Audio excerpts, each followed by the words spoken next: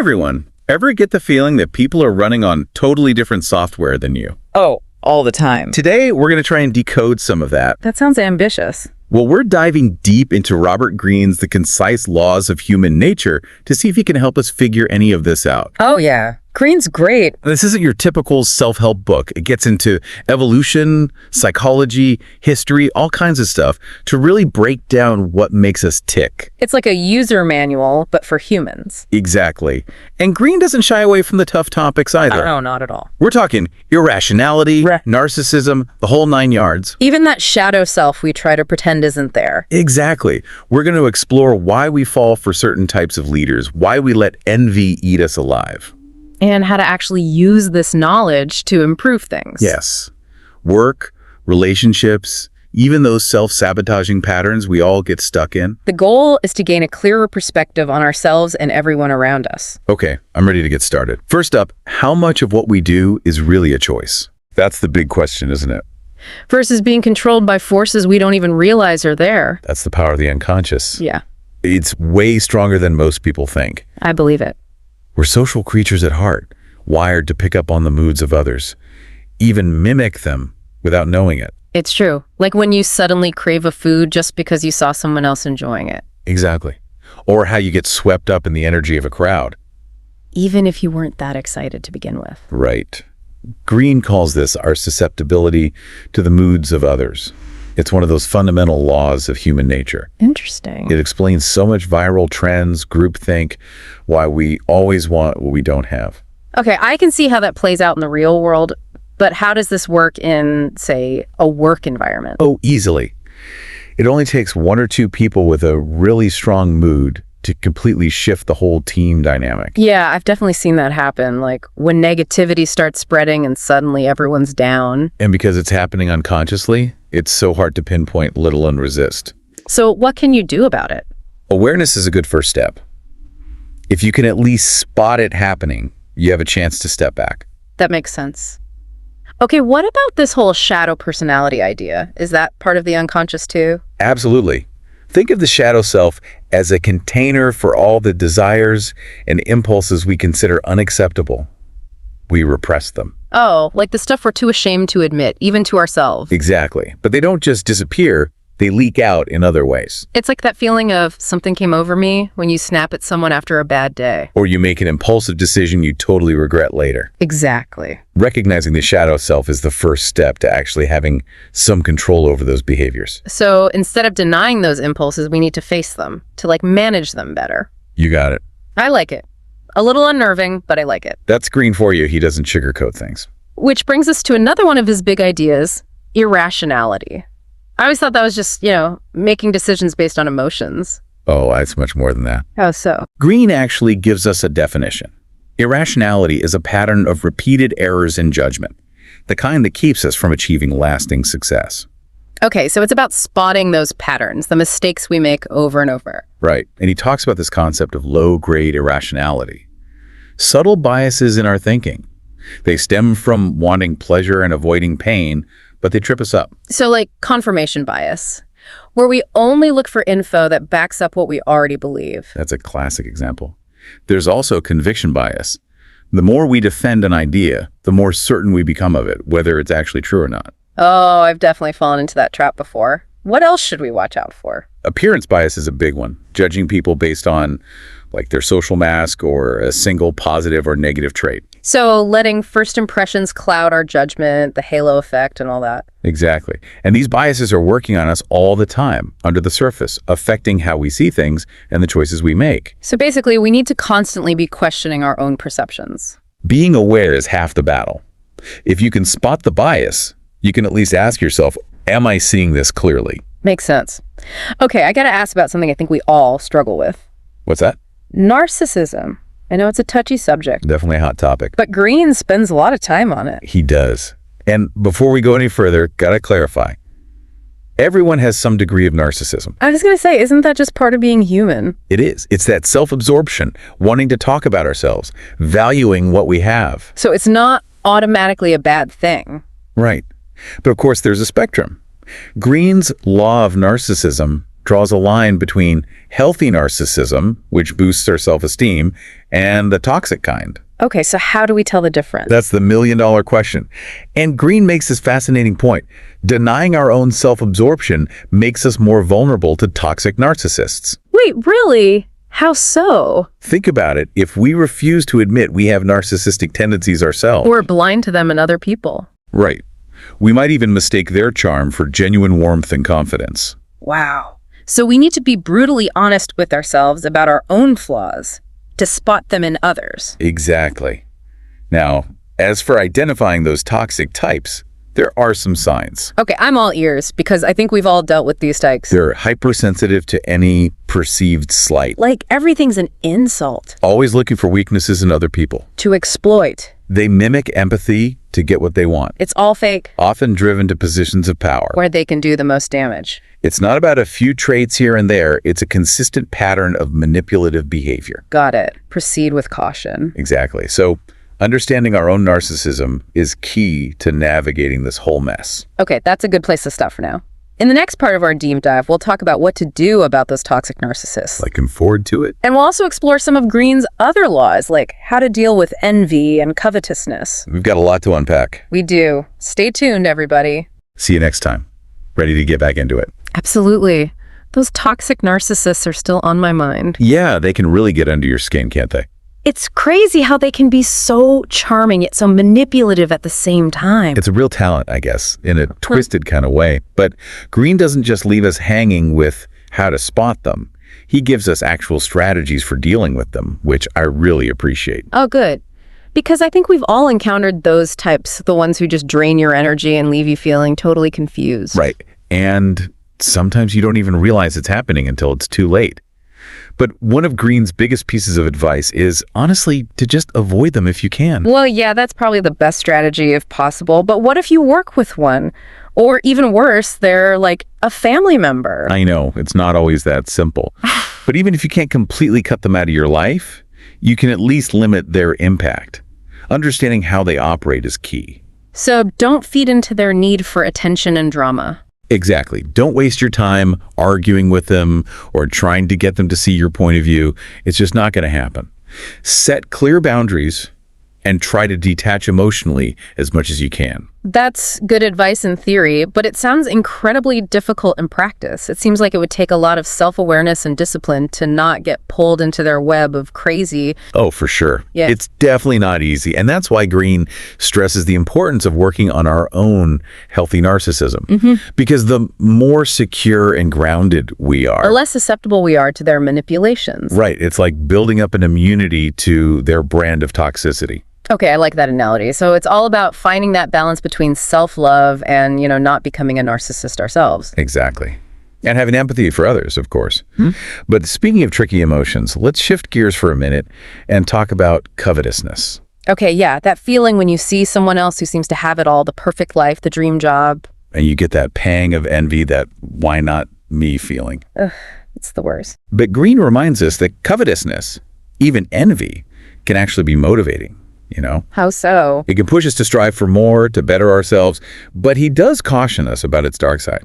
Because when it tips over into straight-up envy, it can become toxic, eating away at our relationships and holding us back. So how do we make sure covetousness works for us, not against us? Well, Greene suggests a tactic he calls strategic absence. Strategic absence. What's that? Basically, understanding that a touch of distance and mystery can make us more, desirable. Oh, like playing hard to get. It's more than that. Yeah. It's about creating intrigue, leaving things open to interpretation, engaging people's imaginations. I see. So not showing all your cards all the time. Exactly.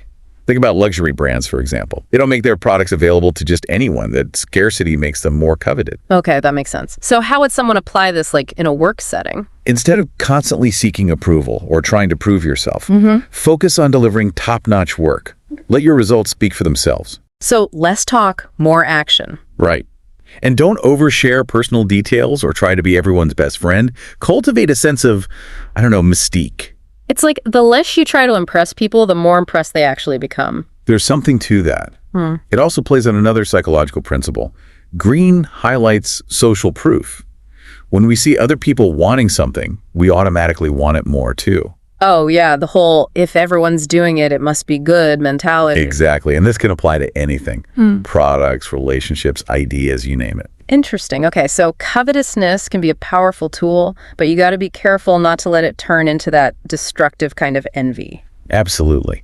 And that brings us to another skill Greene emphasizes: the ability to spot true strength and weakness of character in other people. Which goes way beyond just appearances or social status, right? Right. It's about seeing through that surface image. So how do we do that? What should we be looking for? Well, Greene's big thing is that character reveals itself through actions, repeated actions, especially under pressure.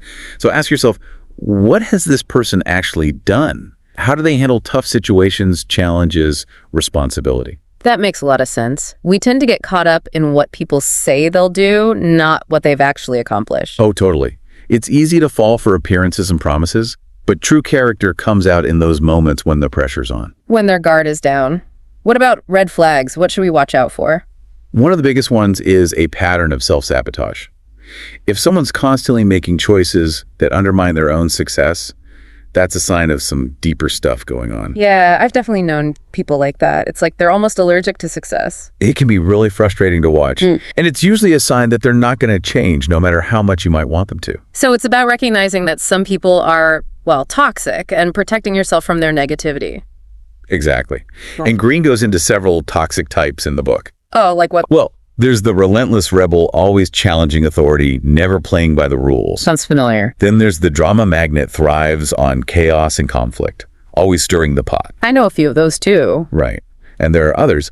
The point is to be able to spot these patterns and understand their game so you don't get sucked in. It's about protecting yourself and your own energy. Right. Now, this ties into another key concept from Greene that we need to talk about: confronting our own dark side. Okay, this is where things get a little uncomfortable. But I'm ready. Remember that Carl Jung quote we mentioned earlier? The one about the shadow. Exactly. Yeah.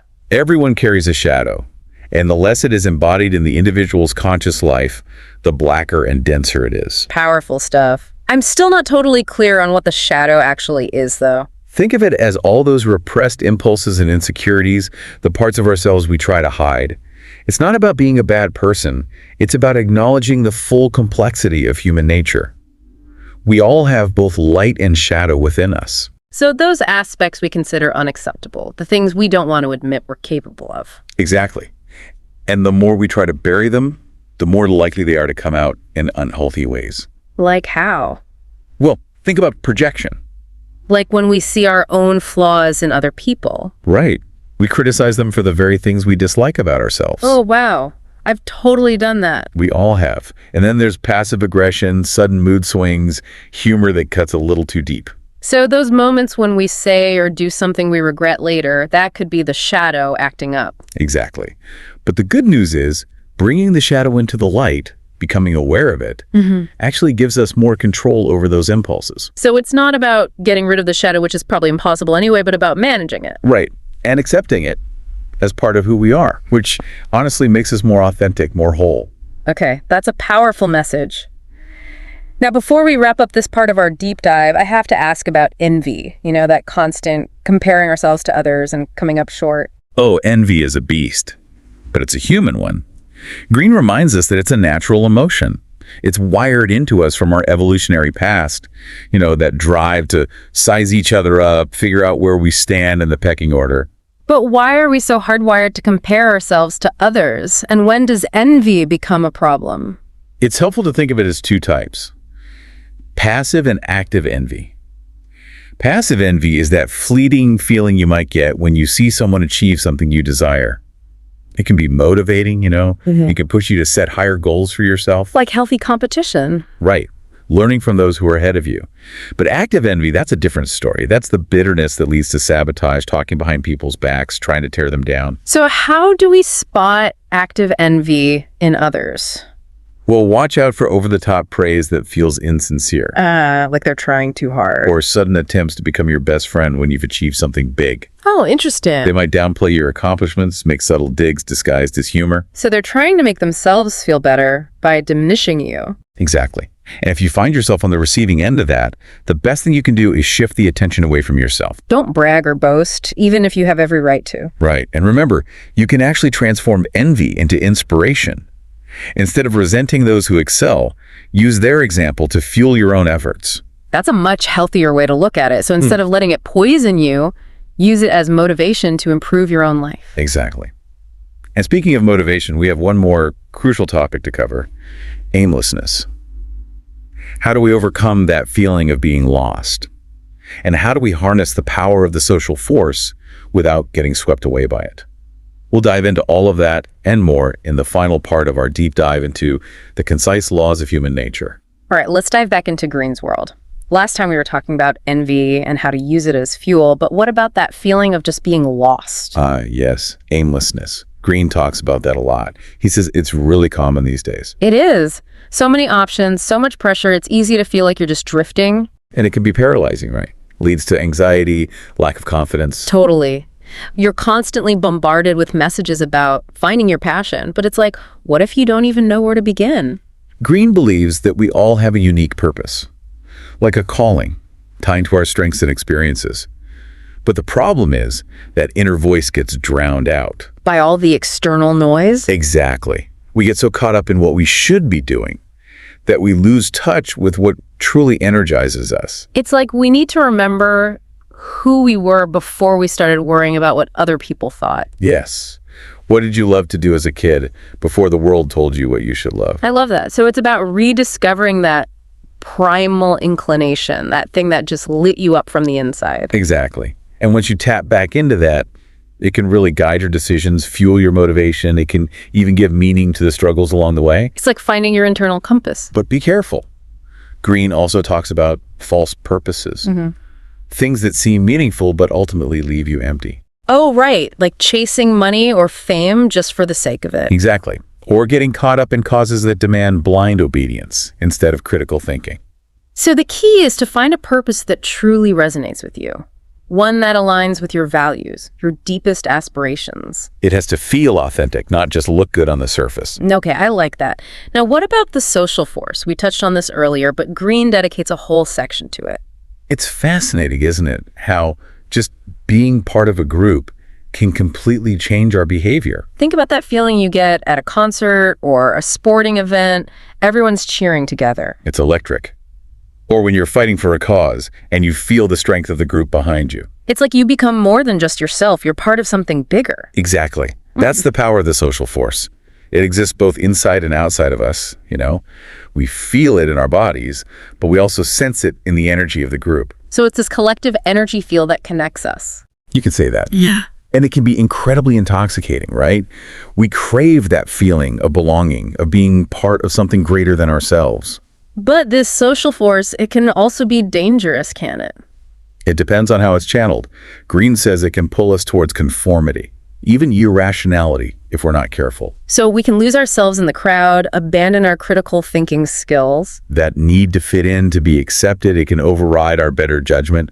We become susceptible to groupthink, blindly following the leader, even when we have doubts. And that's when things can get really scary, right? Throughout history, we've seen how the social force can be twisted and manipulated for all kinds of awful things. Mob mentality, inciting violence, justifying prejudice. It's a powerful tool. And like any tool, it can be used for good or for evil, so we have to be aware of it. So how do we do that? How do we harness the power of the social force without getting swept away by it? It's a delicate balance. You have to cultivate your individual spirit, hold on to your critical thinking skills, especially when you're surrounded by a strong group energy. So having the courage to stand apart, to think for yourself. Exactly.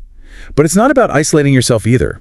Understanding the social force can actually help you build better teams. How so? When you tap into that shared purpose, create that sense of belonging, you can inspire people to work together towards something meaningful. Okay, so it's about using that energy for positive change, not letting it control you. Now, one last thing before we wrap up. Greene also talks about court politics, which might sound a bit dramatic. It does, but I have a feeling this applies to way more than just kings and queens. Oh, absolutely. Every organization, every group has its own dynamics of power and influence. Even if those dynamics aren't out in the open. Exactly. So it's about navigating those unspoken rules, understanding who has influence, how decisions really get made. It's like learning how to play the game. Right. And Greene outlines some common courtier types you might encounter in these environments. Okay, give me some examples. I'm curious to see if I can spot any of these characters in my own life. Well, there's the intriguer seems loyal, but secretly scheming for more power. Yikes. Then you have the stiffer, clings to outdated rules, resists any kind of change. Oh, I know a few of those. And of course, there's the gatekeeper, controls access to the leader, hoards information. It's like a whole cast of characters from a Shakespearean play. Right, and there are more. The point is to be able to identify them, to understand their games, so you can navigate the court effectively. It's about playing strategically, protecting yourself, and advancing your own goals, without becoming manipulative yourself, of course. Exactly. This has been a fascinating deep dive. I feel like we've only scratched the surface of what Greene covers in his book. It's definitely a dense read, but so insightful. It really makes you think about human nature in a whole new way. And that's the beauty of it. The journey doesn't end here. The more we observe ourselves and others, the more we question our own assumptions, the deeper our understanding becomes. It's like a lifelong exploration. It is. And as Greene reminds us, the most important battle is the one we fight with ourselves. So true. Well, thank you so much for joining us on this deep dive into the laws of human nature. We hope you've gained some valuable insights. We've covered a lot of ground, but there's always more to discover. Keep exploring, keep learning, and keep embracing the beautifully messy experience of being human. That's a great note to end on. Until next time, everyone.